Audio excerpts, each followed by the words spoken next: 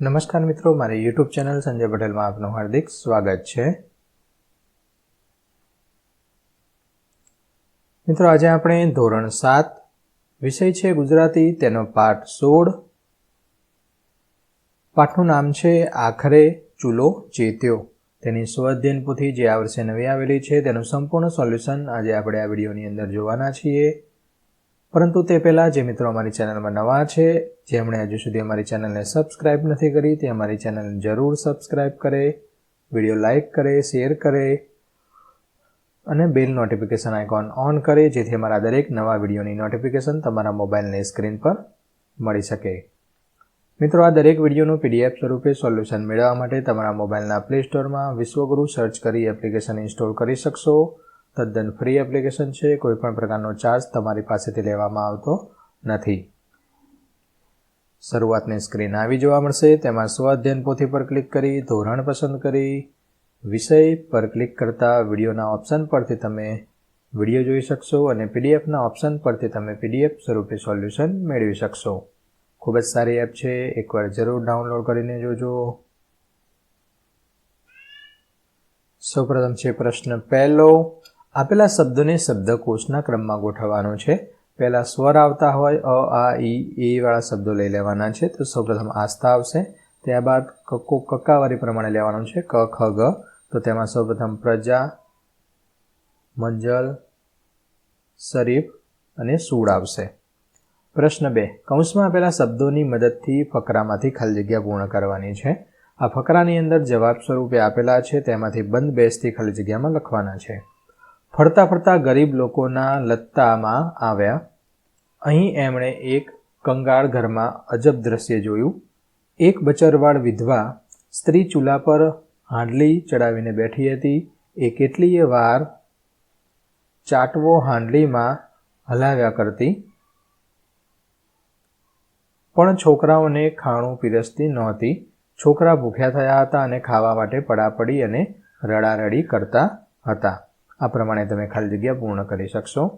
પ્રશ્ન 3, પાઠમાંથી અનુસ્વાર આવતો હોય તેવા ઓછામાં ઓછા 5 શબ્દો લખી 2 વાક્ય લખવાના છે। એક પાઠનું અને બીજું જાતે બનાવવાનું છે। ઉદાહરણમાં આપેલું છે બંદા, તો બંદા ઉપરથી બને છે એકવાર ખલીફા સાહેબ પોતાના બંદા સાથે રૈયતની સ્થિતિ જોવા નીકળ્યા, અને બીજું છે ખુદાના બંદા કદી કોઈનું ખોટું ના કરે। કંગાળ ઉપરથી પાઠનું વાક્ય છે કંગાળ ઘરમાં એક વિધવા સ્ત્રી રહેતી હતી અને અંગ્રેજોએ ભારત દેશને કંગાળ બનાવી દીધો હતો। સાંડલી, તો સાંડલી પરથી સાંડલી ચૂલા પર ચડાવી હતી અને માતાએ સાંડલીમાં પાણી ગરમ કર્યું। રાજભંડાર, પાઠનું વાક્ય છે રાજભંડાર ખજાનાથી ભરેલો હતો। બીજું પાઠ સિવાયનું વાક્ય છે લોકોએ કર રાજભંડારમાં જમા કરાવ્યો। વિલંબ ઉપરથી બનશે કામમાં વિલંબ ચલાવી નહીં લેવાય, અને બીજું વાક્ય છે બસ ચાલવામાં વિલંબ થયો। લાંબી પરથી વાક્ય બનાવીએ મુસાફરી ઘણી લાંબી હતી અને નર્મદા નદી ખૂબ લાંબી છે।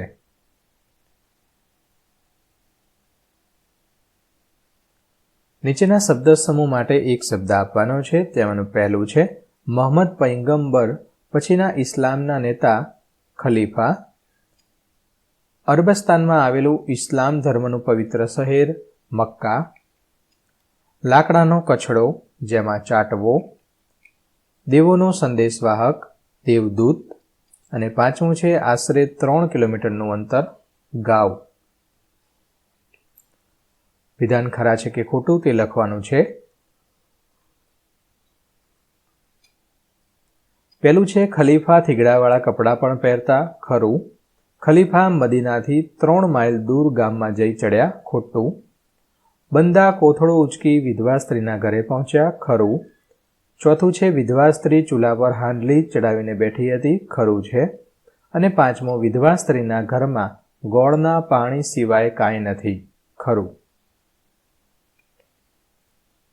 પ્રશ્ન 6, પાઠમાંથી ઉદ્ગાર ચિહ્ન લાગેલું હોય તેવા 5 વાક્યો શોધીને લખવાના છે।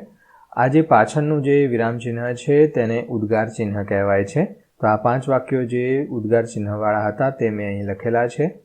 નમૂના રૂપ આપેલા છે, તમારે પાઠમાંથી શોધીને પણ તમે લખી શકો છો।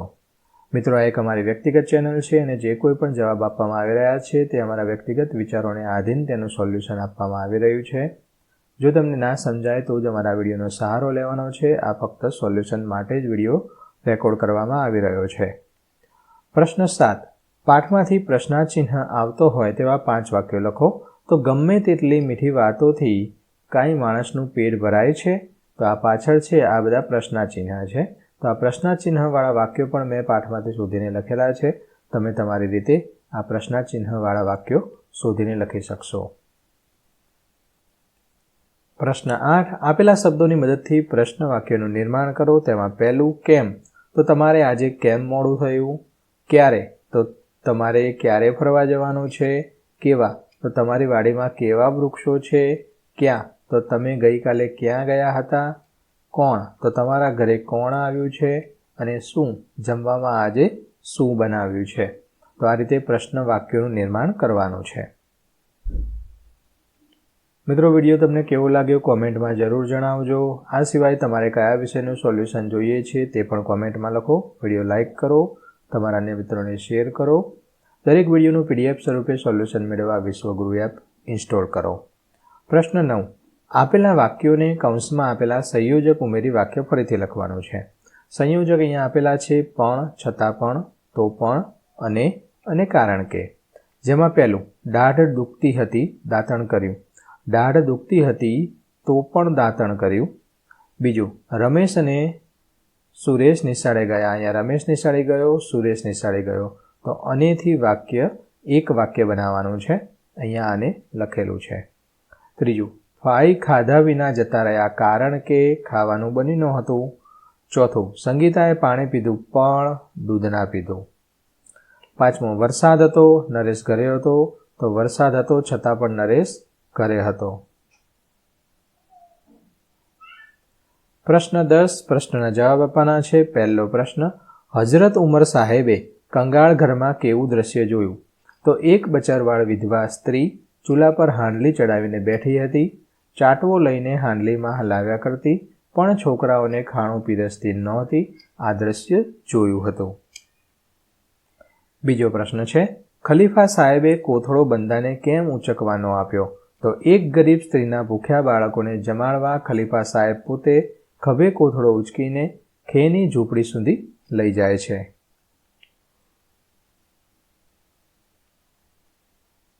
ત્રીજો પ્રશ્ન ખલીફા સાહેબ જાતે ચૂલો કેમ સળગાવવા લાગ્યા? તો બાળકો ભૂખ્યા રહ્યા હતા. વિધવા સ્ત્રીથી ચૂલો સળગતો નહોતો. જેથી રસોઈ બનવામાં વાર ન લાગે એટલા માટે ખલીફા સાહેબ જાતે ચૂલો સળગાવે છે. ચોથું ખલીફા સાહેબના મોં પર શા માટે દુઃખ ઉભરાઈ ઉઠ્યું? તો બચારવાળ સ્ત્રી તેના બાળકોને ભોજન પીરસતી નહોતી. આ જોઈને ખલીફા સાહેબના મોં પર દુઃખ ઉભરાઈ ઉઠ્યું.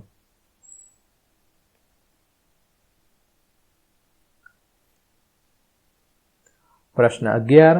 તમે કોઈને મુસીબતમાં મદદ કરી હોય કે કોઈને મદદ કરતા જોયા હોય તેવા પ્રસંગ વિશે 5-7 વાક્ય લખવાના છે. તો ગયા અઠવાડિયે હું જ્યારે બજારમાંથી પસાર થઈ રહ્યો હતો ત્યારે મેં રસ્તા પર એક વૃદ્ધ માજીને જોયા, જેમના હાથમાં ભારે થેલીઓ હતી.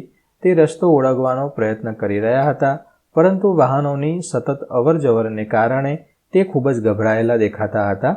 મેં તરત જ તેમની પાસે જઈને તેના હાથમાંથી થેલીઓ લઈ લીધી અને તેમનો હાથ પકડીને ધીરેથી રસ્તો ઓળંગવામાં મદદ કરી. રસ્તો ઓળંગ્યા પછી તેમણે ખૂબ જ વાલથી મારા માથે હાથ મૂકીને આશીર્વાદ આપ્યા. તેમના ચહેરા પરનો સંતોષ જોઈને મને આંતરિક શાંતિનો અનુભવ થયો. તો મિત્રો, આશા રાખું કે આ વિડીયો છે તેનું સોલ્યુશન તમને સારી રીતે સમજાઈ ગયું હશે. દરેક વિડીયોનું PDF સ્વરૂપે સોલ્યુશન મેળવવા વિશ્વગુરુ એપ ઇન્સ્ટોલ કરો. તદ્દન ફ્રી છે. કોઈપણ પ્રકારનો ચાર્જ તમારી પાસેથી લેવામાં આવતો નથી. ફરી મળીશું આગળના વિડીયોમાં. ત્યાં સુધી આવજો.